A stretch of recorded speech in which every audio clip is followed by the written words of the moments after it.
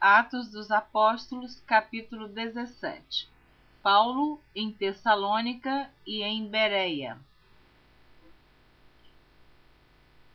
E passando por Anfípolis e Apolônia, chegaram a Tessalônica, onde havia uma sinagoga de judeus. E Paulo, como tinha por costume, foi ter com eles, e por 3 sábados disputou com eles sobre as Escrituras, expondo e demonstrando que convinha que o Cristo padecesse e ressuscitasse dos mortos. E este Jesus, que vos anuncio, dizia ele, é o Cristo. E alguns deles creram e ajuntaram-se com Paulo e Silas, e também uma grande multidão de gregos religiosos e não poucas mulheres distintas. Mas os judeus, desobedientes, movidos de inveja, tomaram consigo alguns homens perversos dentre os vadios e, ajuntando o povo, alvoroçaram a cidade. E, assaltando a casa de Jason, procuravam tirá-los para junto do povo. Porém, não os achando, trouxeram Jason e alguns irmãos à presença dos magistrados da cidade, clamando: estes que têm alvoroçado o mundo chegaram também aqui, os quais Jason recolheu.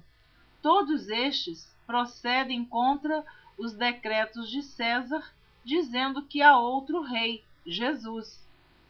E alvoroçaram a multidão e os principais da cidade que ouviram estas coisas. Tendo, porém, recebido satisfação de Jason e dos demais, os soltaram. E logo os irmãos enviaram de noite Paulo e Silas a Bereia. E eles, chegando lá, foram à sinagoga dos judeus. Ora, estes foram mais nobres do que os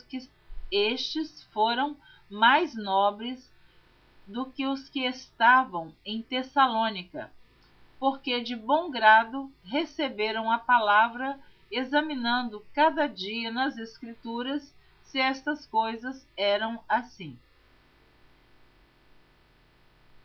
De sorte que creram muitos deles, e também mulheres gregas da classe nobre, e não poucos varões.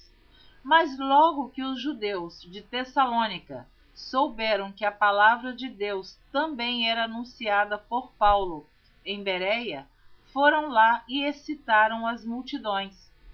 No mesmo instante, os irmãos mandaram a Paulo que fosse até ao mar, mas Silas e Timóteo ficaram ali.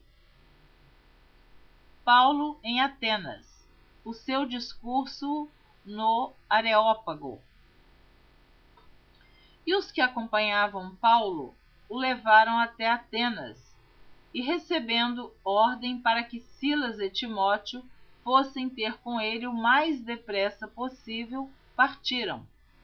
E enquanto Paulo os esperava em Atenas, o seu espírito se comovia em si mesmo, vendo a cidade tão entregue à idolatria, de sorte que disputava na sinagoga com os judeus e religiosos, e todos os dias na praça com os que se apresentavam. E alguns dos filósofos epicureus e estoicos contendiam com ele. Uns diziam: que quer dizer este paroleiro? E outros: parece que é pregador de deuses estranhos, porque lhes anunciava a Jesus e a ressurreição. E tomando-o, levaram ao Areópago, dizendo: poderemos nós saber que nova doutrina é essa de que falas? Pois coisas estranhas nos trazes aos ouvidos. Queremos, pois, saber o que vem a ser isso. Pois todos os atenienses e estrangeiros residentes de nenhuma outra coisa se ocupavam, senão de dizer e ouvir alguma novidade. E estando Paulo no meio do Areópago, disse: varões atenienses, em tudo vos vejo um tanto supersticiosos. Porque passando eu e vendo os vossos santuários, achei também um altar em que estava escrito: ao Deus desconhecido. Esse, pois, que vós honrais, não o conhecendo, é o que eu vos anuncio. O Deus que fez o mundo e tudo que nele há, sendo Senhor do céu e da terra, não habita em templos feitos por mãos de homens, nem tampouco é servido por mãos de homens, como que necessitando de alguma coisa, pois ele mesmo é quem dá a todos a vida, a respiração e todas as coisas. E de um só fez toda a geração dos homens, para habitar sobre toda a face da terra, determinando os tempos já dantes ordenados e os limites da sua habitação, para que buscassem ao Senhor, se porventura, tateando, o pudessem achar, ainda que não está longe de cada um de nós, porque nele vivemos e nos movemos, e existimos, como também alguns dos vossos poetas disseram, pois somos também sua geração. Sendo nós, pois, geração de Deus, não havemos de cuidar que a divindade seja semelhante ao ouro, ou à prata, ou à pedra esculpida por artifício e imaginação dos homens.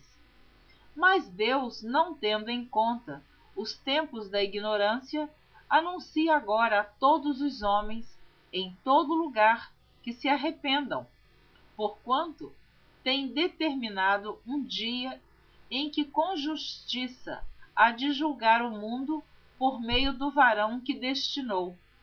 E disso deu certeza a todos, ressuscitando-o dos mortos. E como ouviram falar da ressurreição dos mortos, uns escarneciam e outros diziam: acerca disso te ouviremos outra vez. E assim Paulo saiu do meio deles. Todavia, chegando alguns varões a ele, creram, entre os quais estava Dionísio, o Areopagita, e uma mulher por nome Dâmaris, e com eles outros. Capítulo 18. Paulo em Corinto e em Éfeso, volta para Jerusalém. Depois disto, partiu Paulo de Atenas e chegou a Corinto. E achando um certo judeu por nome Áquila, natural do Ponto, que havia pouco tinha vindo da Itália, e Priscila, sua mulher, pois Cláudio tinha mandado que todos os judeus saíssem de Roma, se ajuntou com eles. E como era do mesmo ofício, ficou com eles e trabalhava, pois tinham por ofício fazer tendas. E todos os sábados disputava na sinagoga e convencia a judeus e gregos. Quando Silas e Timóteo desceram da Macedônia, foi Paulo impulsionado pela palavra, testificando aos judeus que Jesus era o Cristo. Mas, resistindo e blasfemando eles, sacudiu as vestes e disse-lhes: o vosso sangue seja sobre a vossa cabeça. Eu estou limpo, e desde agora parto para os gentios. E saindo dali, entrou em casa de um homem chamado Tito Justo, que servia a Deus e cuja casa estava junto da sinagoga. E Crispo, principal da sinagoga, creu no Senhor com toda a sua casa. Também muitos dos coríntios, ouvindo-o, creram e foram batizados. E disse o Senhor em visão a Paulo: não temas, mas fala e não te cales, porque eu sou contigo, e ninguém lançará a mão de ti para te fazer mal, pois tenho muito povo nesta cidade. E ficou ali 1 ano e 6 meses, ensinando entre eles a palavra de Deus. Mas sendo Galho procônsul da Acaia, levantaram-se os judeus concordemente contra Paulo e o levaram ao tribunal, dizendo: este persuade os homens a servir a Deus contra a lei. E querendo Paulo abrir a boca, disse Galho aos judeus: se houvesse, ó judeus, algum agravo ou crime enorme, com razão vos sofreria. E querendo Paulo abrir a boca, disse Galho aos judeus: se houvesse, ó judeus, algum agravo ou crime enorme, com razão vos sofreria. Mas, se a questão é de palavras e de nomes, e da lei que entre vós há, vede-o vós mesmos, porque eu não quero ser juiz dessas coisas. E expulsou-os do tribunal. Então todos agarraram Sóstenes, principal da sinagoga, e o feriram diante do tribunal. Porém, a Galho nada destas coisas o incomodava. E Paulo, ficando ainda ali muitos dias, despediu-se dos irmãos e dali navegou para a Síria, e com ele Priscila e Áquila, tendo rapado a cabeça em Cencreia, porque tinha voto. E chegou a Éfeso, e deixou-os ali, mas ele, entrando na sinagoga, disputava com os judeus.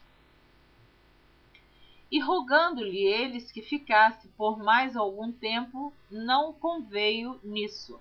Antes se despediu deles, dizendo: querendo Deus, outra vez voltarei a vós. E partiu de Éfeso. E chegando a Cesareia, subiu a Jerusalém, e saudando a igreja, desceu a Antioquia. E estando ali algum tempo, partiu, passando sucessivamente pela província da Galácia e da Frígia, confirmando a todos os discípulos. Apolo em Éfeso e em Corinto. E chegou a Éfeso um certo judeu chamado Apolo, natural de Alexandria, varão eloquente e poderoso nas Escrituras. Este era instruído no caminho do Senhor e fervoroso de espírito, falava e ensinava diligentemente as coisas do Senhor, conhecendo somente o batismo de João. Ele começou a falar ousadamente na sinagoga. Quando o ouviram, Priscila e Áquila o levaram consigo e lhe declararam mais pontualmente o caminho de Deus.